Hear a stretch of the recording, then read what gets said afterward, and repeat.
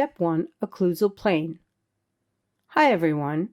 In this video, we will be describing how to establish the occlusal plane, or better described as the dental arch. The dental arch defines the tooth and/or implant location relative to the crestal bone. Hovering over a control element with the cursor will activate it. The dental arch consists of magenta circles and a spline. The spline will change from magenta to bright yellow when activated.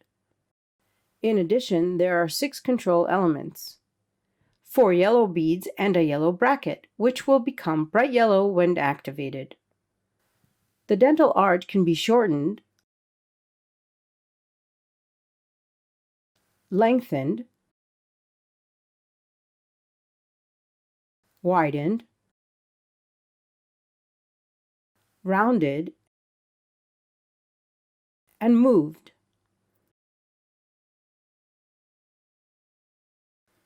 The object is to have the dental arch touching the dental bone and have each magenta circle in the proper tooth position.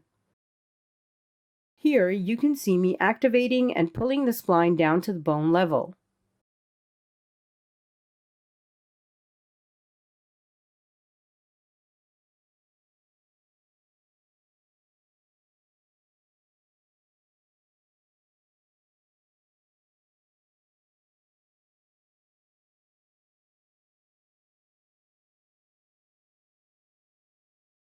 We can look in the 3D view to make sure that the spline is at the crestal height that we want the implant to be.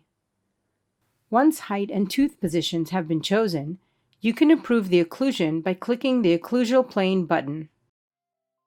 Thank you for watching and hope to see you in the next video.